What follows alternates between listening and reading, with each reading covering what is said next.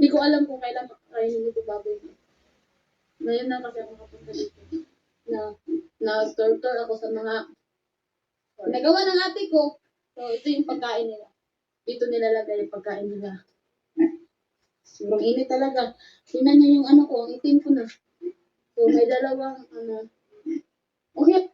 So, nandito na kami nga naman sa kandingan ng ate ko. Ito yung kanding niya. Saan ba ako? Hindi na kami paligoy-ligoy pa. Uuwi na kami. Wala kayong magagawa kung yun lang yung vlog na upload. Saka, ang galit siya. Hindi ako galit. Makita ka para, dalawa tayo. Uwi na kami. May kanta ako. Ay, hindi pala marunong kumanta. Kasi pag kumanta ako, diba, kita niyo yan, sobrang ganda ng langit. Tapos, sobrang init. Tapos, kakanta lang ako. Baka umulan. Sabi niya, bigla rong umulan. Kasi, nagbisaya na naman talaga ako. Kung Tagalog ka talaga, Sarah, kasi ikaw yung mag-a-adjust sa kanila. Kasi mabait ka, di ba? Opo. Tingnan nyo, kinakausap ko ng sarili ko. Kumain ka ba? Sabi niya sa akin, kumakain na daw ako. Sabi ko na, sagot ko. Hindi pa nga ako sumasagot, nagsagot ko. Hindi pa ako kumain. Kaya ganito ako. Tingnan nyo guys, sobrang init. Tapos sa kanta ako, baka umulan.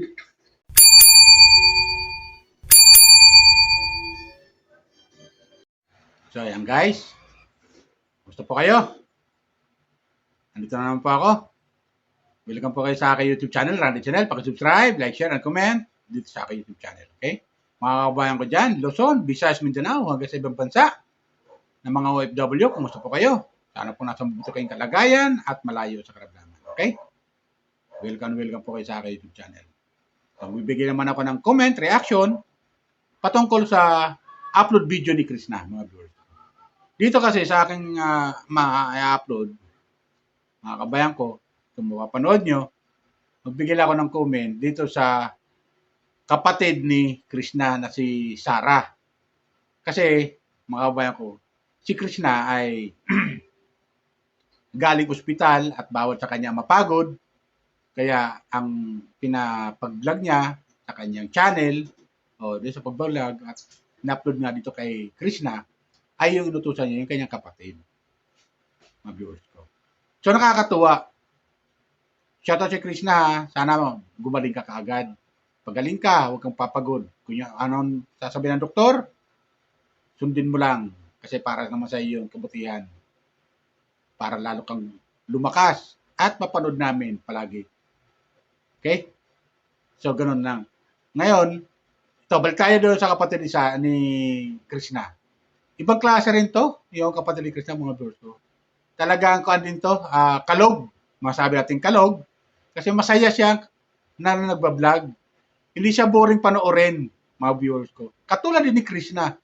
Hindi siya boring panoorin. Masaya. Masaya panoorin tong kapatid ni Krishna. Na talaga nakakatuwa siyang panoorin. Kaya tinapos ko talaga yung video niya. Dahil kasama yung kanyang pinsan. At yun, pinuntahan nga yung farmhouse na pinapagawa ni Krishna. Ba, mga kabayan ko, maganda. Up and down.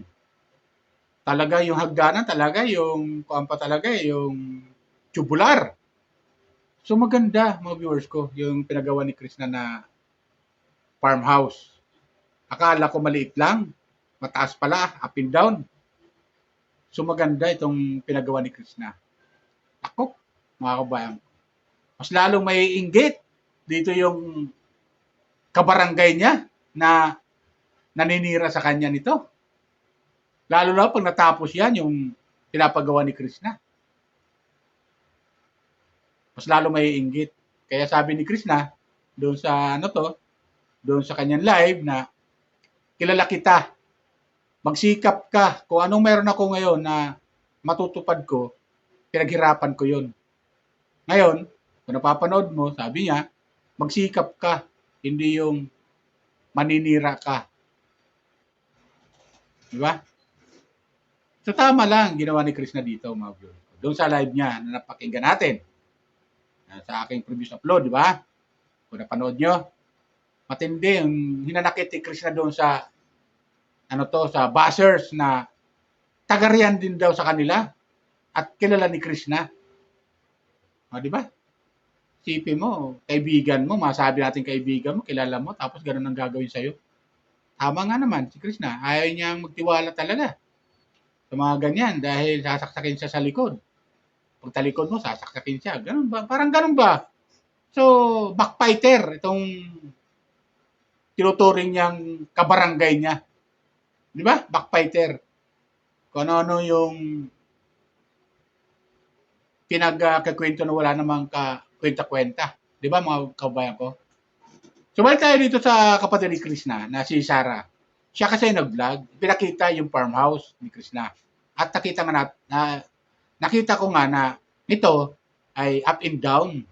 Maganda, maganda. Pag natapos siguro to mga viewers ko, siguro yung plano dito sa pagkakagawa, maganda yung forma, mga kabayan. Ito, pakinggan natin, panoorin natin yung pagbablog ng kapatid ni Krishna na si Sarah. Okay rin, kalog. Nakakatuwa sa panoorin, mga kabayan ko. Nakakatuwa siya. Masaya na panoorin tong kapatid ni Krishna. Okay? Ito, pakinggan natin, panoorin natin, at pakinggan natin mga sinasabi niya. Nakakatuwa siya panoorin, mga viewers ko. Bagay na bagay. Pwede mag-vlog. Talagang katulad din ni Krishna, itong kapatid niya. Okay? So, panoorin natin at pakinggan yung mga sinasabi niya. Ang cute, mga kabayan ko. Nakakatuwa siya. Hindi siya boring. Sa akin. Kasi nagmamahalan kami dalawa. Kung malaglag kami dito, malaglag ako, malaglag din siya. So, ayun yung, ano bang tawag dyan? Kubo ng trabahante ni ate. So, ito yung bahay ni ate. Nakapunta na ako. Kasi minsan ko lang kasi ako pumunta dito sa aking lola dito sa Miluya. Kasi, malamang may pasok ako. So, alam namang araw-araw pumunta dito.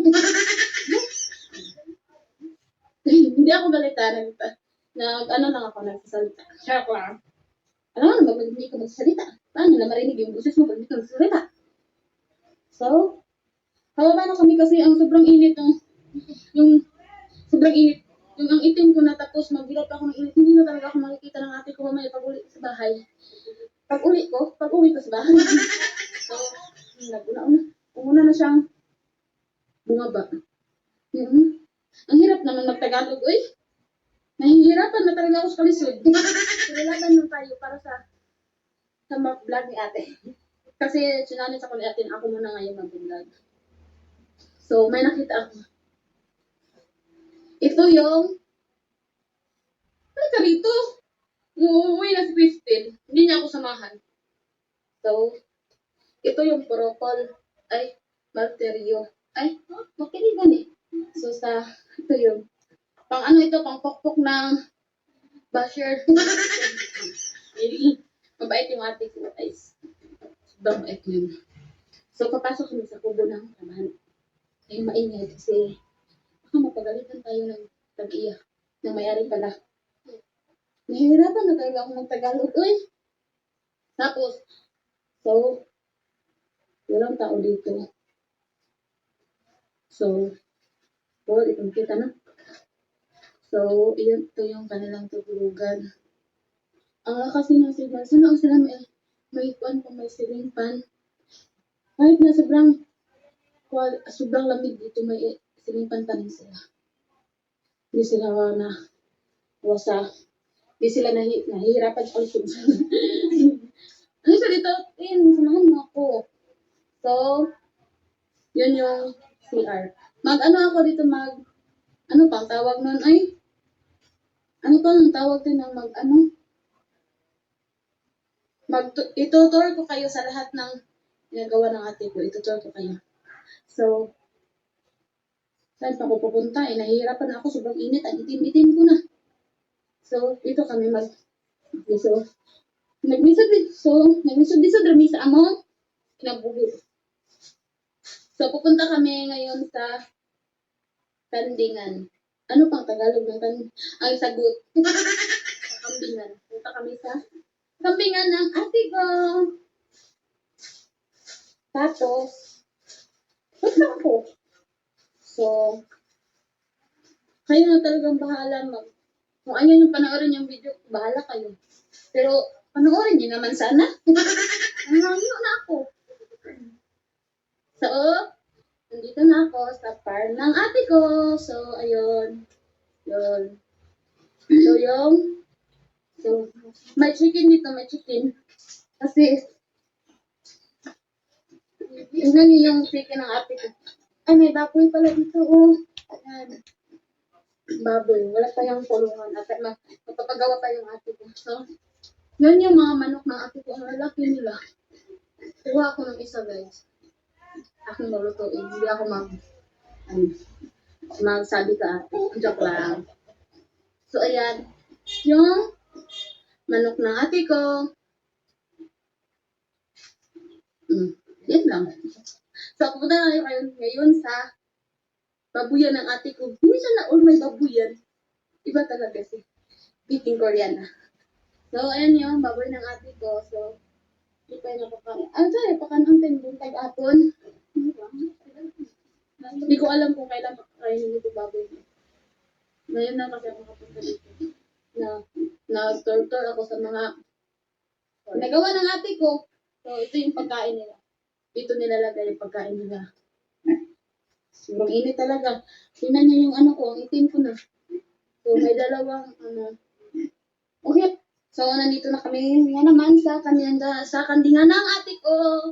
Ito yung kanding niya. Saan ba ako? Di na kami paligoy-ligoy pa. Uuwi na kami. Wala kayong magagawa kung yun lang yung vlog na upload. Saka, ang galit siya. Hindi ako galit. Makita ka para dalawa tayo. Okay na kami. May kanta ako. Ay, hindi pala marunong kumanta. Kasi pag kumanta ako, di ba, kita niyo yan, sobrang ganda ng langit. Tapos, sobrang init. Tapos, kakanta lang ako. Baka umulan. Sabi niya, bigla rin umulan. Kasi, nagbisaya na naman talaga ako. Kung Tagalog ka talaga, Sarah, kasi ikaw yung mag-a-adjust sa kanila. Kasi mabait ka, di ba? Opo. Tingnan nyo, kinakausap ko ng sarili ko. Kumain ka na. Sabi niya sa akin, kumakain na daw ako. Sabi ko na, sagot ko. Hindi pa nga ako sumasagot, nagsagot ko. Hindi pa ako kumain. Kaya ganito ako. Tingnan nyo guys, sobrang init. Tapos sa kanta ako, baka umulan. So, ayun, di ba? Mga kabayan ko. Nakakatuwa talaga eh. Masaya. Andiyan yung, pinakita niya yung farmhouse ni Krishna. Tapos, sumakit sila doon sa taas. Sabi nga niya, kasi kasama niya yung pinsan niya, sabi niya, pag nalaglag ako, dahil mahal na mahal niya ako, dalawa kami. Parang gano'n, yung mga gano'n niya, yung mga joke niya, talagang, masayang panoorin, mga kabayan ko. Kung di nyo pa napanood, panoorin nyo. Nakakatuwa yung upload ni Krishna na yung kapatid niya si Sarah ang nag-vlog. Siya kasi ang bumisita doon, pinatingnan. Siguro, dahil nga si Krishna nga ay galing ospital. Bawal sa kanya yung magpapagod. Hinihingal pa siya. So, tama lang na magpahinga siya. Di ba? Para makapag-relax-relax naman siya. So, ganun. Balik tayo doon sa kapatid ni Krishna na si Sarah. Nakakatuwa siya. Andyan yung sinasabi niya na, sabi niya, tignan niyo, kinakausap ko ng sarili ko. Di ba? Kinakausap ko ng sarili ko. Tapos, yun, sabi niya, kakanta ako. Pag kumanta ko, ang ganda-ganda ng panahon. Masikat yung araw. Baka umulan. So, yung mga sinampan nila, mababasa. Mga ganun ba, mga expression niya, mga kabayan ko. Kaya nakakatuwa. Hanggang sa natapos yung video na, nagulat na lang ako eh. Tapos na pala, yung video, akala ko mahaba pa. Pero, ganun pa man, masaya. Hindi boring panoorin tong kapatid ni Krishna. Talagang magkapatid nga. Talagang stress reliever nga talaga yung yung vlog talaga nitong kapatid ni Krishna na si Sarah. Maganda yung kanyang tawag dito, yung kanyang pagbablog. Maganda. Hindi siya boring panoorin, mga viewers ko. Pinakita yung mga alagang hayop ni Krishna, andun yung mga kambing, andun yung mga babuyan, tapos andun yung tawag dito, yung pinagawa niyang yung bahay, di ba? Pinakita. So maganda, wala namang gumagawa doon siguro. Yung time na yon siguro, naka-break yung mga workers o yung mga tsuhin nila o yung tatay niya. Siguro naka-break. Papahinga muna. Siyempre, papagulin sila. Kahit paano, kailangan magpahinga. So, ganon. At nakita, mukhang pag tinuloy-tuloy nila yung paggawa nun, magbibilang lang tayo ng buwan. Siguro, baka 2 buwan lang yun. Tapos na yun, mga kabayan ko. Mga 2 buwan lang yun, bari tapos yun. Pag ganon mga kabilis yung paggawa, at puro naman tubular, ginagamit, mga bakal, mga viewers ko. O, di ba? Maganda. Mukhang matibay yung pagkakagawa. So, maganda yung nag-advise dito. Maganda yung nag-advise. Nakakatuwa. Kung di nyo napanood, mga kabayan ko, lalo yung mga viewers ni Krishna, mga solid supporter ni Krishna, panoorin ninyo. Maganda yung pinapagawa ni Krishna. Lalong may inggit talaga yung mga bashers dito. Lalong may inggit talaga. Masabi ko talaga. Lalo pag natapos yung mga viewers ko, lalong may inggit yung mga bashers. Kaya, nasabi ko lang, mamatay kayo sa inggit kay mga bashers ni Krishna. Mamatay kayo sa inggit talaga. Diba? Kaya advert lang natin kay Krishna, huwag siyang pa-stress dito, huwag siyang padala sa mga bashers na yan. Kasi yan talaga, ang gusto lang talaga niya, sirain talaga siya. Sirain talaga. Para lang lalo siya ma-stress.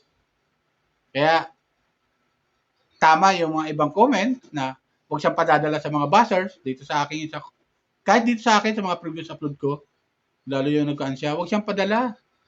O lumabang ka lang sa kanila, sabihin, lalo mong pagpursigihin, maging inspirasyon mo itong mga bashers na to.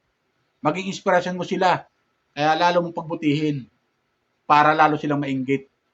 Ganon yun. Mamatay sila sa inggit sa ginagawang. Basta wala kang inaapakang tao, tuloy mo lang yan, Krishna. Huwag kang padala dyan sa mga bashers na yan dahil yan talagang trabaho nila kundi siraan ka at sirain yung diskarte mo sa pagbablog. Kasi ibang klase ka mag-vlog eh. Stress reliever talaga sa mga viewers eh. Mga supporter mo eh. Totoo yan, mga kabayan ko. Comment lang kayo, di ba? Di ba, ganoon din kayo mga viewers ko na nanonood kay Krishna. Stress reliever talaga si Krishna. Katulad ito, yung kapatid niya, si Sarah. Maganda. Pag ito siguro nasa tamang edad na at nag-vlog, tinuruan din ni Krishna, madaling sumikat tong batang ito eh. Itong si Sarah. Madaling sumikat ito eh. So nga lang, bata pa kasi, di ba pwede siyang gumawa ng channel. Pero pwede naman siguro, gumawa siya ng channel, pero ipangalan niya, pwede naman sa nanay niya. Di ba? Ganun yung pwede naman eh. Ipangalan niya lang sa nanay niya at siya lang yung magbablog. Ganun. Pwede naman yan eh. Para, kahit paano, matanggap ni YouTube. Di ba mga kabayan ko? Maganda yung kwento ni Sarah. May potential na maging vlogger. Madaldal at nakakatuwa siya. Hindi siya nakakainip pakinggan. Yung mga expression niya, no? Wala kayong magagawa, yung ginagawa ni Krishna, ganon siya. Pareha sa pareha talaga, magkapatid talaga. So, tuloy mo lang yan, Sarah. Patuloy mo lang yan. Maganda yan, yung ginagawa mo. Okay, mga kabayan ko? Comment lang kayo, ha? Ang tama sa nasabi ko. Lalo mga taga-suporta ni Krishna. Tuloy lang natin pag-suporta kay Krishna. Huwag tayong padala din sa mga bashers na yan. Kasi yung iba kasi nahahatak ng mga bashers. Naniniwala sa mga kwento ng mga bashers na wala namang katotohanan. Di ba, mga kabayan ko? Pero tayo, mga supporter ni Krishna, hindi naman basta tayo naniniwala. Basta ipinapakita ni Krishna yung kanyang ginagawa at napapanood natin, doon lang tayo maniwala, mga kabayan ko. Okay? Yun lang po. Bye. Ingat po lagi. Pagpalay po tayo ng pumikapal.